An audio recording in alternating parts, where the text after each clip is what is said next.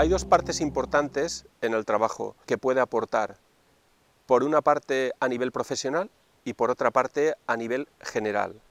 Porque lo que yo he ido haciendo con la kinesiología es, a través del músculo, crear ese lenguaje con el inconsciente que me ha permitido preguntarle al cuerpo inconsciente, no a la persona a nivel de lo que sería la vida normal o cómo se entiende educacionalmente los procesos, sino más bien a nivel inconsciente, qué es lo que el cuerpo responde frente a una situación afectiva, frente a una situación de infidelidad, frente a una situación de rotura de una pareja, frente a una situación de muerte de alguien, qué es lo que ocurre exactamente cuando alguien no consigue su proyecto, no consigue su objetivo, cuando se siente mal en la vida o cree que no es posible nada en la vida. Y cuando esas personas han venido, mi prioridad siempre ha sido entender el interior de la persona. Y entonces la kinesiología me ha permitido esa herramienta para poder extraer del inconsciente qué es lo que me está diciendo realmente la persona por dentro. No lo que expresa, sino qué me está diciendo. Y entonces a partir de ahí he llegado a entender emocionalmente qué es lo que ocurre en realidad.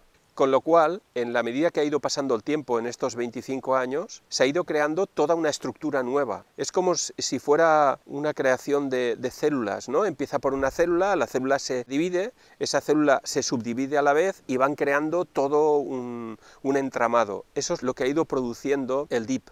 Porque empieza con una serie de estímulos, unas respuestas de un músculo, pero se va cambiando a un lenguaje.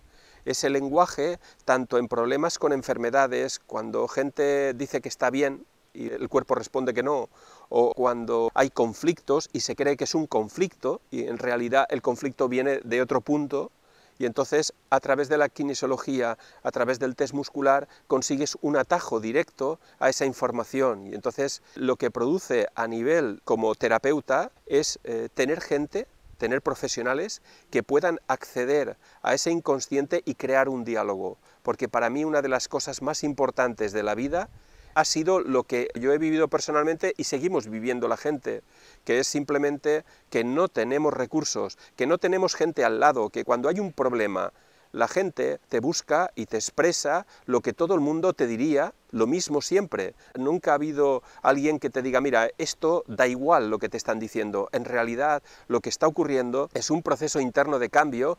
El miedo que estás sintiendo es lo que tienes que vivir, y entonces la persona sentiría confiada, sentiría que tiene un sentido todo lo que está ocurriendo. Pero si no, hay una sensación de que el entorno va contra uno mismo, y tiende uno a cerrarse, a enquistarse, a bloquearse dentro de él y a impedir poder aprender de esa situación. Y entonces cuando se produce un bloqueo, y ese bloqueo impide que se acceda al aprendizaje de una situación. Imaginaros que un bloqueo se produce a los 5 años, imaginaros que tenéis 40 y que sigue estando el mismo bloqueo. ¿Cómo podemos vivir mínimamente bien así? Por una parte está la profesionalización, por otra parte está la generalización, es decir, el nivel general, el que tiene que ver que toda persona tiene que tener una educación emocional mínima para poder funcionar. Esa educación mínima, a través del DIP, se puede conseguir y se puede acelerar. Cuando la persona lleva 4, 5 o 6 sesiones, ya se va produciendo un gran cambio dentro de la persona.